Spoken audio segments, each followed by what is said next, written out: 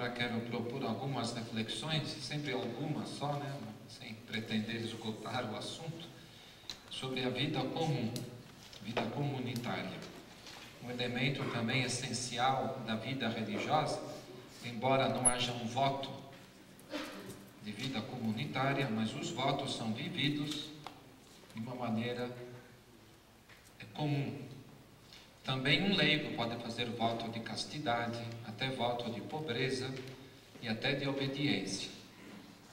Mas o que especifica a vida religiosa é que estes votos, além do reconhecimento público, eles são vividos dentro de uma comunidade. E comunidade quer dizer relacionamento entre pessoas para praticar a caridade ensinada pelo Evangelho, portanto, onde não se está junto em vista de uma obra, mas em vista de viver uma qualidade de relacionamento evangélico, né?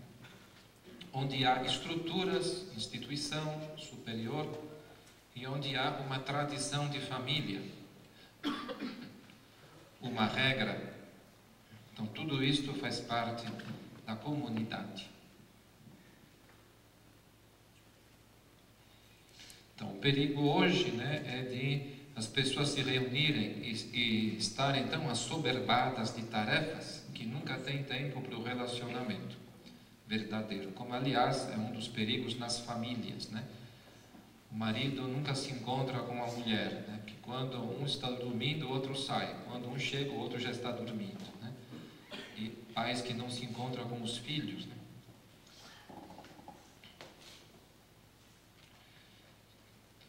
E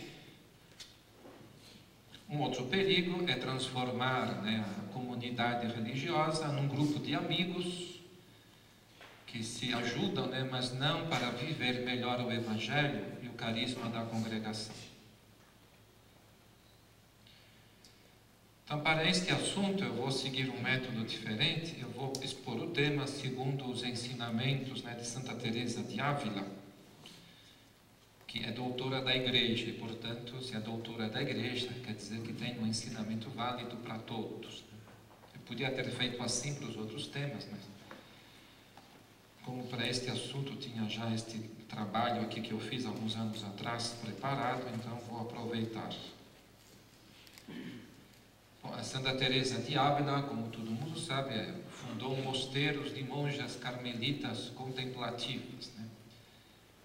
Mas embora o ensinamento dela seja dirigido para estas pessoas, tem um valor, né, que transcende esta circunstância particular.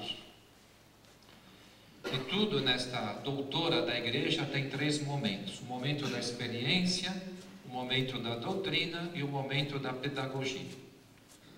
Todos os ensinamentos dela seguem este esquema. Ela tem uma riquíssima experiência de vida cristã e vida mística. Com base nisto, ela formula uma doutrina, mas também uma pedagogia para ensinar as pessoas a viverem aquela experiência superior, né, de qualidade cristã eminente. E no que diz respeito à vida comum, são dois tipos de experiência que se juntam para dar o pensamento dela a respeito da vida comum: a experiência do amor e a experiência da oração. Então, é a experiência do amor e da oração que determina o modo da vida comum. Quanto à experiência do amor, temos que notar o seguinte, né, que Santa Teresa de Ávila foi dotada de um temperamento afetivo e sensível, né, aberta à amizade. Portanto, amiga de todos, né, desde o rei da Espanha até o carroceiro, né, que acompanhava nas viagens, né. Manteve uma correspondência com um grande número de pessoas diferentes, né. Mas, por muito tempo, né, ela sofreu de uma imaturidade afetiva. Ela mesma reconhece. Isto é, excessiva dependência, conflito entre as necessidades afetivas e as necessidades de se entregar às exigências do amor de Deus. E isto ela não supera na adolescência, não, mais tarde só. E só supera com a ajuda especial de Deus, graças místicas. Isso não quer dizer, é claro, né? A gente tem que esperar graça mística para superar a imaturidade afetiva, mas no caso dela foi assim, né? Então toda a sua carga afetiva então é concentrada e unificada na pessoa de Cristo. É este amor que governa e decide todos os demais.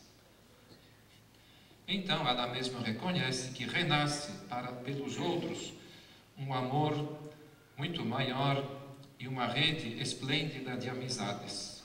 Mas agora ela é senhora dos seus afetos. E estes afetos têm um sentido bem definido. É amores dentro do amor. Não rivalidade, nem competição, nem exceção ao amor a Deus. Então a ideia de fundar um mosteiro diferente de todos, o São José de Ávila, foi para tornar estáveis estes vínculos. E a grande novidade de Santa Teresa para a época, hoje já é uma coisa comum, mas para a época foi reagir contra aquelas grandes comunidades monásticas anônimas, né? Mosteiros com mais de 100 religiosas. Hoje até é impensável porque nem tem tanta vocação. Mas hoje os mosteiros têm poucas porque não aparecem vocações, né? Mas na época era comum grandes mosteiros, né? Onde o próprio número dificultava o relacionamento. Então ela quis propositalmente só 12 monjas, né, em cada mosteiro. Depois, por motivos às vezes de idade, de doença, como elas não podem ter empregadas, né, então tem que fazer todo o serviço, às vezes ficava mais pesado. Então passou para 21. Mas se for possível ter menos, é melhor ter menos do que 21 no mosteiro. E, como ela diz, né, aqui todas têm que ser amigas, todas têm que se amar, o que naturalmente numa comunidade muito grande não é possível. Bom, então, isto rapidamente contra a sua experiência. Agora, quanto, digamos assim, a princípios, né, doutrinais, ela entende o amor fraterno, a caridade, portanto, o amor como Jesus ensinou, como amizade. E para ela, né, o amor é um altíssimo valor humano. Ela acha que todos podemos e sabemos amar. Portanto, acreditar, a fé não é só acreditar no amor a Deus. Fé é também acreditar que eu sou capaz de amar, pela graça de Deus, é claro. Não adianta acreditar que Deus ama, mas não acreditar que eu sou capaz, me esforçando, me aplicando, né, de crescer no amor. Então, conviver sem se amar é brutal, é desumano.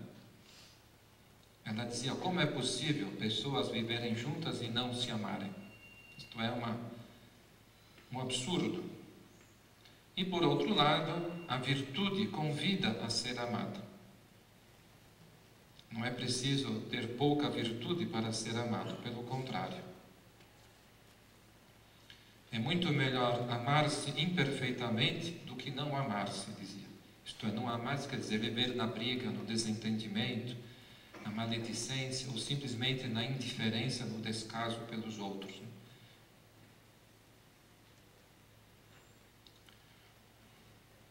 Mas o verdadeiro e perfeito amor, segundo ela, é impossível se não deriva do amor de Deus.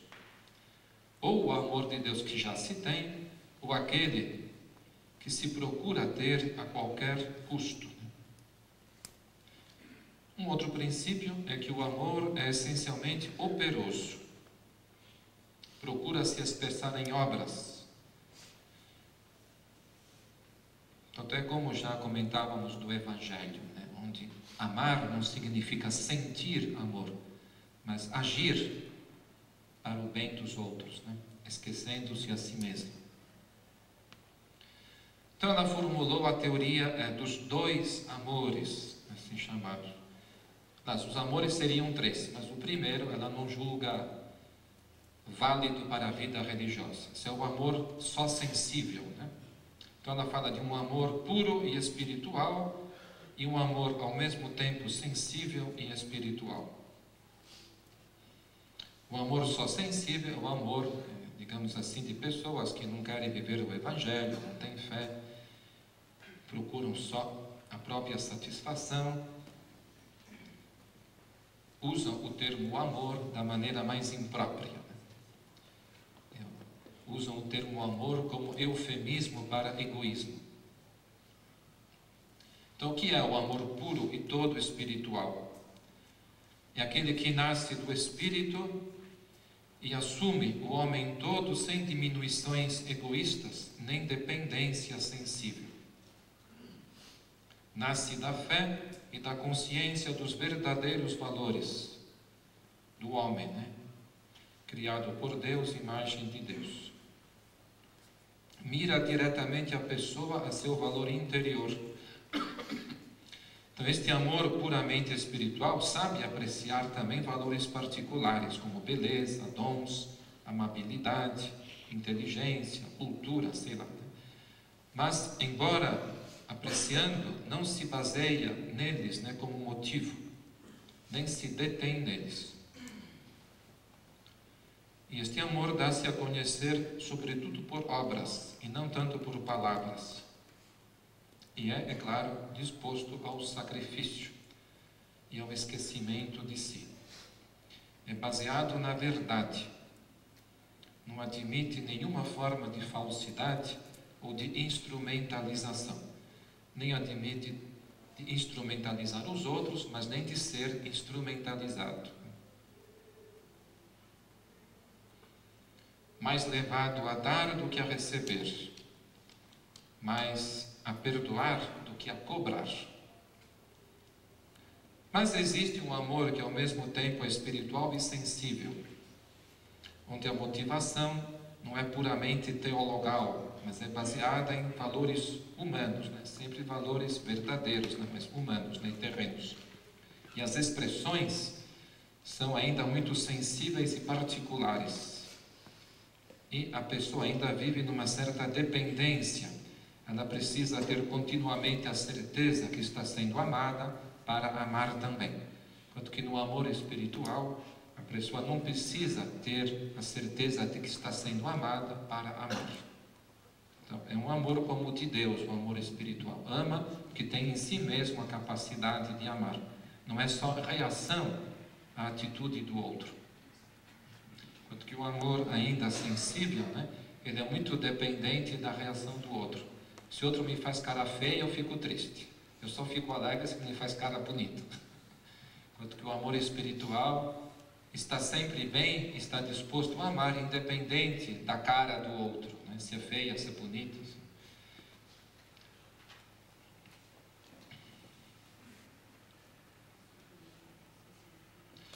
Bom, com base nisso, ela estabelece um certo número de normas pedagógicas, que naturalmente são válidas sobretudo para mosteiros de clausura, Mas o interessante é isso, não é a norma em si, mas a atualização prática, para viver melhor estes princípios, já falei, um número pequeno, aliás, uma ideia muito moderna, Eu me lembro, depois do concílio, houve assim um reboliço em todas as congregações e conventos. Vocês não conheceram, porque vocês são muito jovenzinhos, ainda, em matéria de congregação. Mas houve um grande reboliço, pequenas comunidades. Vários conventos até ficaram vazios, porque saíram do convento grupos de 4 ou 5 para morar num apartamento, numa casa. Quando isto foi unido à ideia social para morar numa favela ou num bairro da periferia. Mas isto é uma ilusão, quando falta o verdadeiro espírito. Não é um número pequeno que vai suscitar melhores relações, pelo contrário, Se as pessoas não têm e não querem a maturidade, sai mais briga ainda, Porque numa comunidade grande, a briga de 2 se dilui. Mas num grupo pequeno, a briga de 2 inferniza os outros 2, Então, não tem jeito. Então, os meios valem quando se quer o fim. os meios sozinhos não atingem fim nenhum por eles mesmos. Então, nesta pedagogia, ela insiste que todos têm que se esforçar por chegar ao ideal do amor puro e espiritual. Mas enquanto não conseguem, então tem uma expressão muito prática dela, né? Enquanto não conseguem, virem-se como puder, contanto que o amor não falte.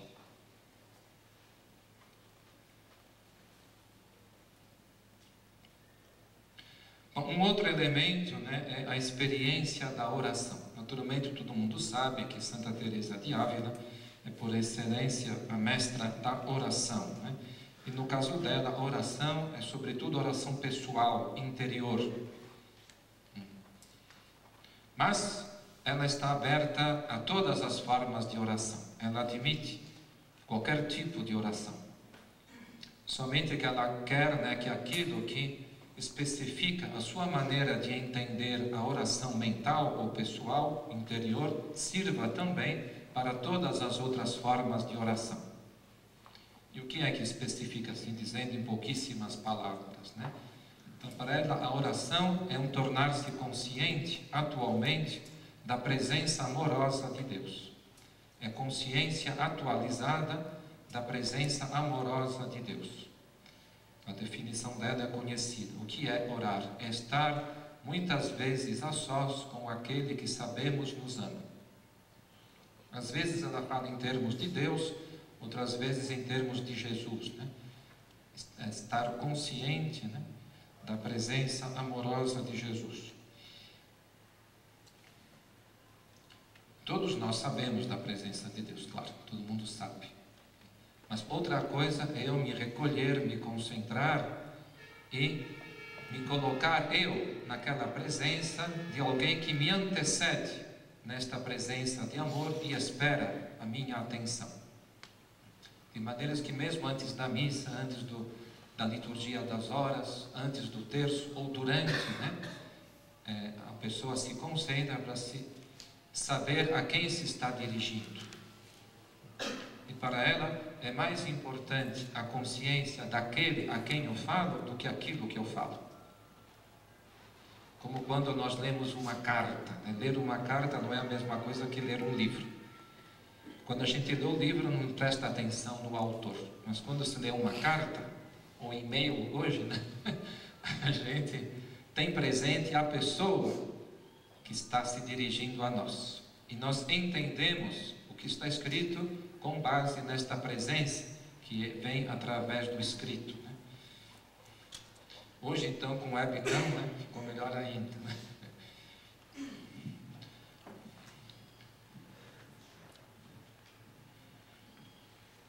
Bom, então, esta experiência da oração é transferida para a comunidade. Comunidade é aquele grupo de pessoas que vivem na consciência da presença amorosa de Deus ou de Jesus na sua humanidade. Então, o que é o centro da oração é também o centro da vida de comunidade, o elemento unificante e coordenador. Então, a comunidade é um grupo orante. Isto, claro, não vale só para as comunidades contemplativas.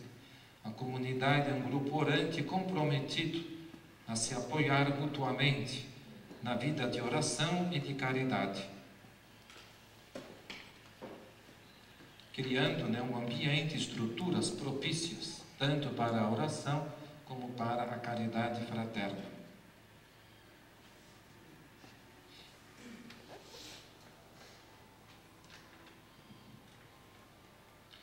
Então, na sua doutrina sobre a vida da comunidade, com base na sua experiência da oração, ela assim ensina, né?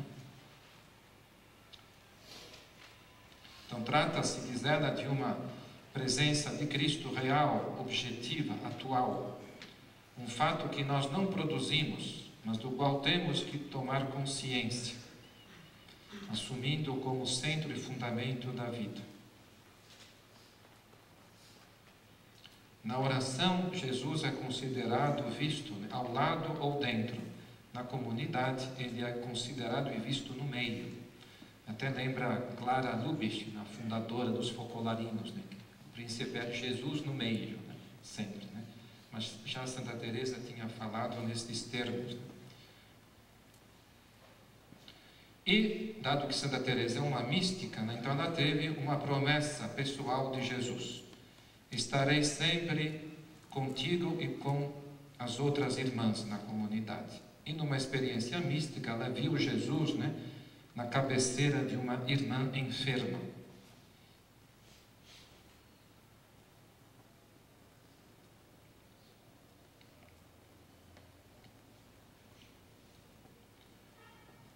Então Jesus não é somente o motivo ou o mandante, né, do amor mútuo, aquele que ensinou e deu como preceito, mas Jesus é protagonista, diretamente envolvido, né, na relação entre as pessoas da comunidade.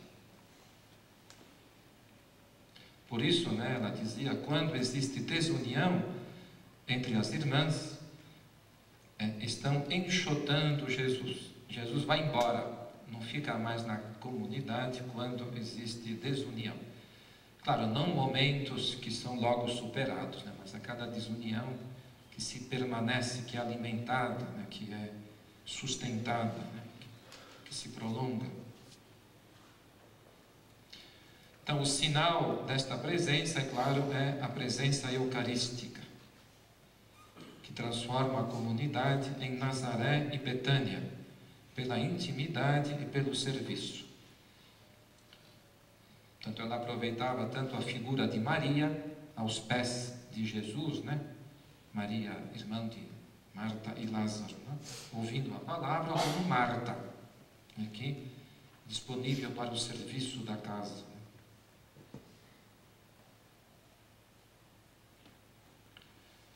E, como ela ensina, esta comunidade é uma igreja doméstica. E, portanto, as irmãs, né, não só rezam pela igreja, mas são igreja, né? Uma visão bem moderna, né? E a comunidade é uma família, uma fraternidade, onde todas são iguais. Ela lutou muito, né, contra uma hierarquia excessiva, né, na vida religiosa da época, né? Onde as abadesas ou superioras eram verdadeiras baronesas, né? Ou coisas parecidas, né? Tem aquela piadinha, né? Morreu a madre superiora, né? Veio a notícia, né? A nossa madre passou desta para melhor. Aí as monjas em coro, melhor ainda? Melhor ainda? Era, por ser abadesa, né, só tinha regalias, né, serviço das outras, né?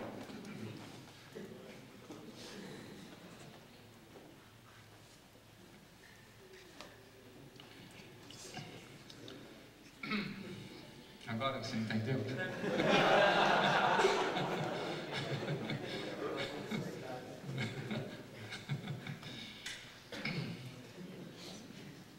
Inclusive, havia uma série de privilégios, né, que os professores de teologia tinham, né? Aqueles eram bons tempos, né? Por exemplo, o professor de teologia, né, tinha dois quartos, não um só. Depois estava dispensado do ofício, né, da liturgia das horas, que antigamente era bem mais longa do que hoje, né? Depois tinha um outro religioso a seu serviço, sobretudo um religioso mais jovem, né, que estava disponível o dia inteiro para qualquer coisa que o professor precisasse. Então ela acabou com isso, né? Também nas tarefas da casa, todas fazem tudo em turnos, né? Não há divisão de tarefas por dignidade, né? Ou por... Também a priora lava pratos, né? Todos assim. Bom, isso naturalmente cada congregação, né, tem o seu modo de ver, não é agora uma norma intrínseca, né, para todos terem que se adaptar a ela. Mas é interessante esta visão, né, de uma fraternidade, né, que não se alimenta quando alguns têm privilégios garantidos, né, digamos, não correspondentes a uma função. É diferente ter, não privilégio, mas condições para exercer uma função que o outro não tem, então não precisa daquela condição.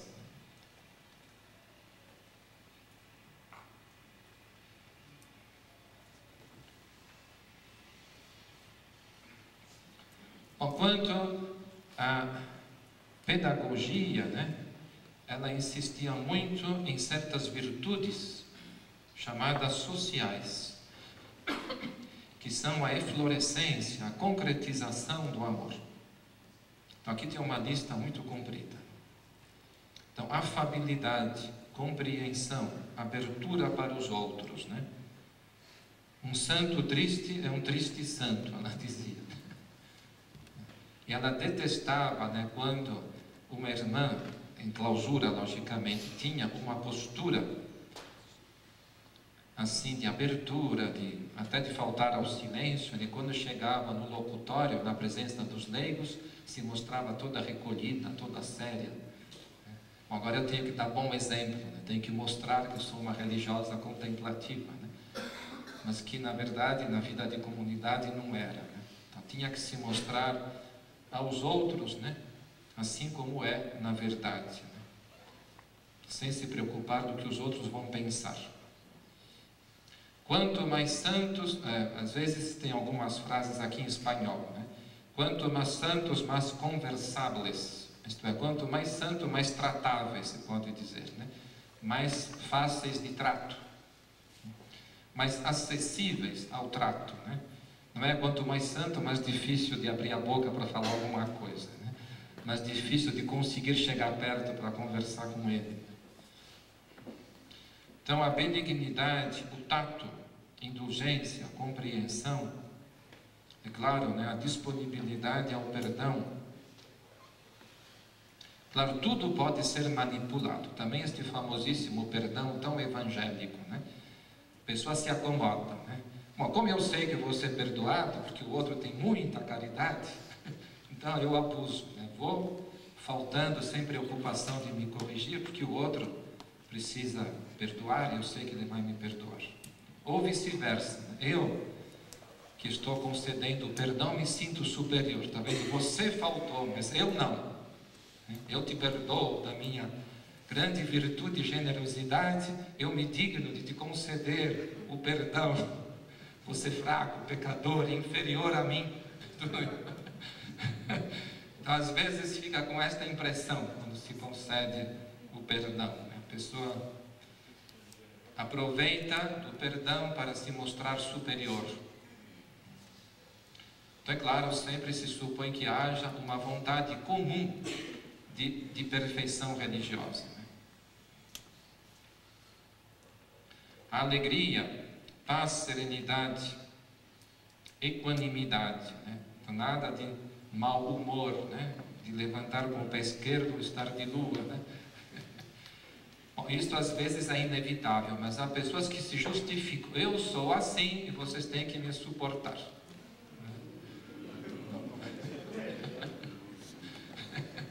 Não, você pode ser assim, muito bem, mas você pode ser melhor. Nós, da comunidade, temos certeza que você pode e vai melhorar. Bom, fidelidade, sinceridade, veracidade, franqueza, hoje se diria transparência, simplicidade. Quem deveras ama a Deus só ama verdades, uma frase dela. Recomendação: verdadeiras nas palavras, francas na conversação, inimigas de toda hipocrisia e singularidade. Na vida comunitária há este risco, de singularidade. O que é a singularidade? Não é ter uma tarefa própria, não é ter um temperamento, um caráter próprio, isso é normal, Mas a pessoa que se esforça para ter um comportamento exterior diferente para chamar a atenção. Que nem criança, Criança tem que chamar a atenção. Então, digamos, se produz no comportamento. Na vida religiosa é difícil se produzir na roupa, mas no comportamento para chamar a atenção dos outros, falem bem ou falem mal de mim, mas falem de mim. Quer estar na atenção de todos. Né? Bom, ela dava muita importância para a gratidão.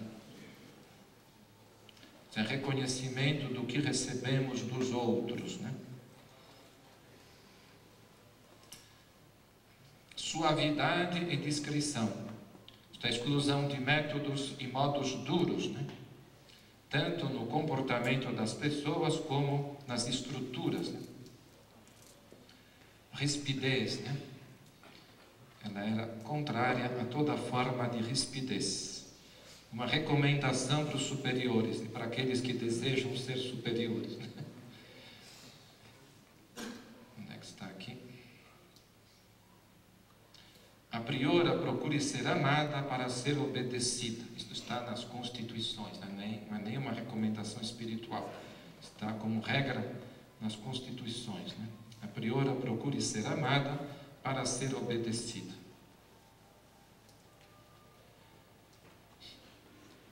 Então, contra zelo indiscreto,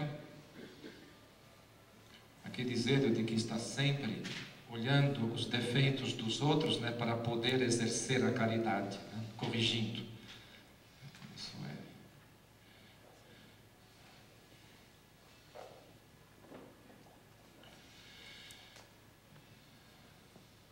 Mas a verdadeira caridade é não se admirar das faltas dos outros, né? E naturalmente não comentar e nem pretender exercer a correção. A não ser que se tenha, claro, né, responsabilidade para isso, aí é diferente.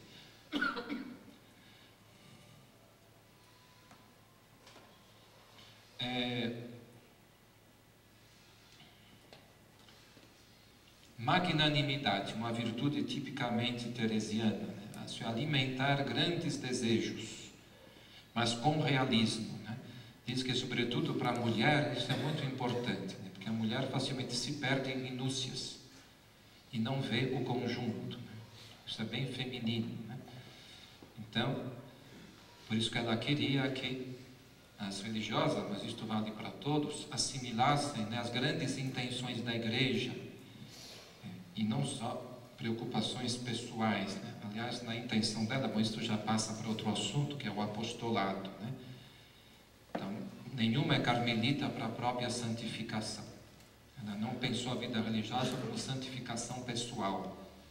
A não ser, né, porque através da santificação pessoal se mira a santificação da igreja. Né?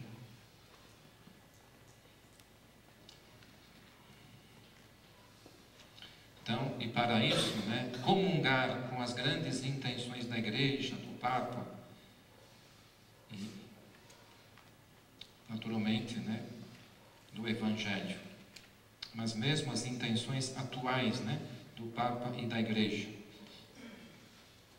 E não ficar só preocupada, né, ou preocupados, né, com problemas pessoais ou de curto alcance, né, ou só do próprio ambiente.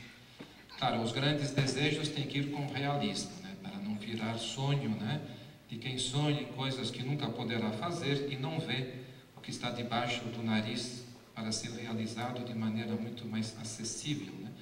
Mas mesmo no cumprimento das tarefas bem acessíveis e modestas, realizar isto com espírito de comunhão com toda a igreja, né, com as grandes causas da igreja. Aliás, o que levou Santa Teresa de Ávila à fundação dos mosteiros foram dois grandes problemas, né? A divisão protestante na Europa e a descoberta da América. Né? Foram esses dois grandes motivos eclesiais, né? Descoberta das Américas como evangelização, né?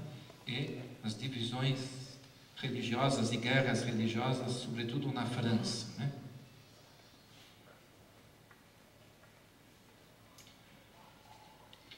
Bom, magnanimidade, né? Evitar mesquinhez nas relações, né? Ciúmes, rivalidades, ressentimentos. Né?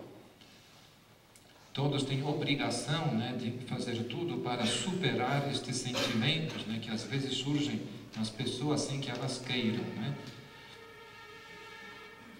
Bom, estima pelos valores humanos e culturais e intelectuais. também uma nota da comunidade como ela entende, né? Se não é triste, né, quando em certas comunidades o assunto mais elevado é futebol. O assunto mais sublime, mais elevado, mais nobre da conversa dos frades é futebol.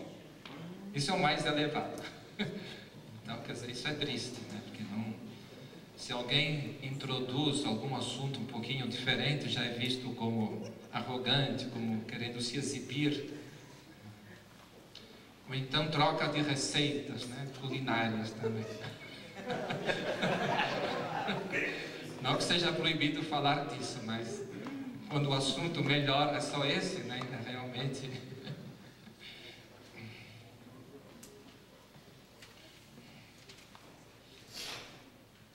E enfim, para terminar esta lista, né, a boa educação, civilidade, limpeza, asseio e ordem, né? Remendados, mas limpos, ela dizia, né? Pelo menos, né? Não admitia que em nome da pobreza se andasse sujo ou desalinhado. Bom, e assim, as estruturas, né, todas são pensadas nesse sentido. Até a clausura não é defesa contra atentados contra a castidade. Isso não é o sentido da clausura, né?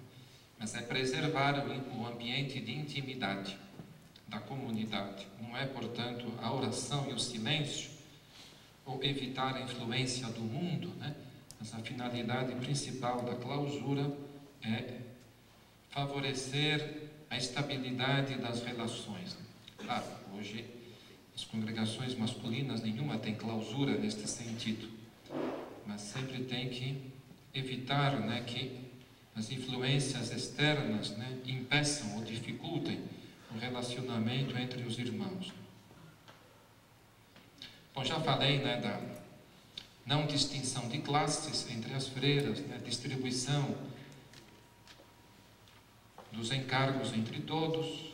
Então ela não quis priorado vitalício como os beneditinos, né? Cada 3 anos muda a superiora e todas podem ser, e sempre por eleição, né? E todas votam. Até para escândalo de muitos na época, ela admitiu recreação. Não é só silêncio, mas a recreação com esta finalidade, né, de estabelecer relacionamento, né, entre as pessoas, né? E chega a dizer: conversem do que quiserem. Portanto, não tem assunto pré-estabelecido pela priora, né? Hoje a conversa entre nós vai ser tal coisa. E nem precisa ser assunto só espiritual. Mas, como falei, uma coisa é quando nunca se consegue falar nada além de futebol e de comida, né? Mas também não quer dizer que só seja permitido falar de oração, de experiência mística ou de penitência. Também não é assim, né? Então, para concluir essa parte de Santa Teresa, algumas frases dela ainda, né? É preciso que uns se apoiem com os outros, os que servem a Deus, para ir para a frente. A expressão em espanhol é até difícil de traduzir. Es menester hacer-se espaldas uns a outros.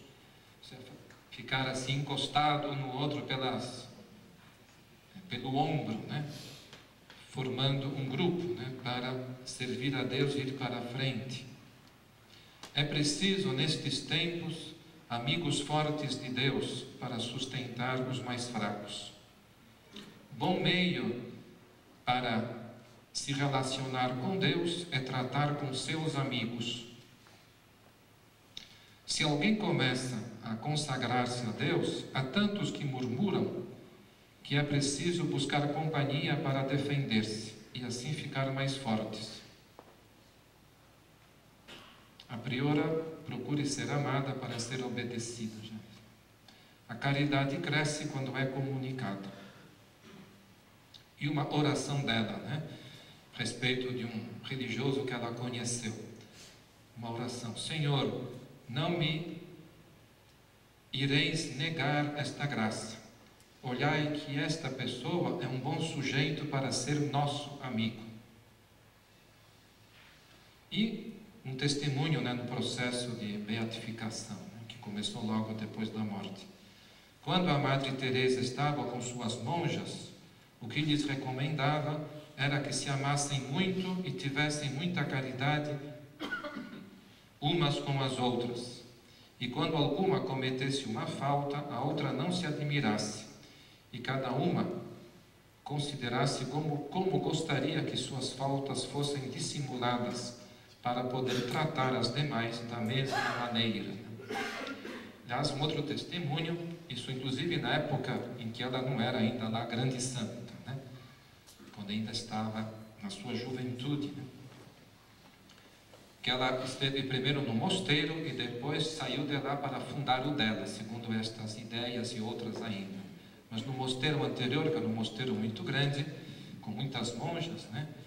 Se dizia, onde está a irmã Teresa, as outras têm as costas salvas, né? Isto é, onde ela estava presente não se falava mal de ninguém, ou se alguém falasse, ela sempre defendia aquela pessoa de quem se estava falando mal. Então as outras comentavam, né? Onde está a irmã Teresa, as nossas costas estão garantidas, né? Ninguém nos trai nem nos apunhala. Bom, eu coloquei então aqui alguns textos, né, já inclusive referidos a temas já passados, né, esse de Mateus 11, o aspecto da pobreza, né, tudo me foi dado pelo meu Pai, eu sou manso e humilde de coração, né. Esta de Romanos é sobre a esperança, né, que na medida que alimentamos a esperança, mais capazes somos de viver o espírito da pobreza.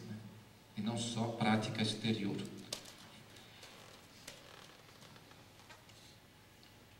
Aquele que nem sequer poupou o seu filho, né? Como não nos dará todas as coisas, né? Como falamos, né? A certeza do amor de Deus é a condição indispensável para viver a castidade, né? Marcos 10 é aquele texto que eu citei antes, né? Quem quer ser o primeiro, se faça o último. Então é muito importante cada um se perguntar, eu estou me fazendo último, né? De que maneira estou me fazendo último? Mas não é preciso que os outros percebam e saibam. O importante é que eu, na minha consciência, né, esteja fazendo o possível para ser o último e o servo de todos, né?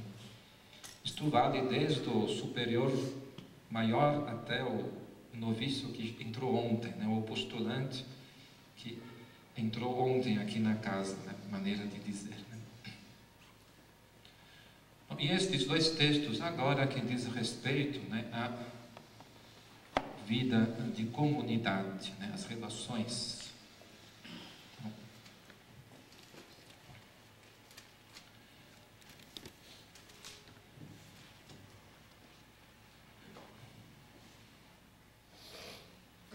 Primeira carta de Pedro.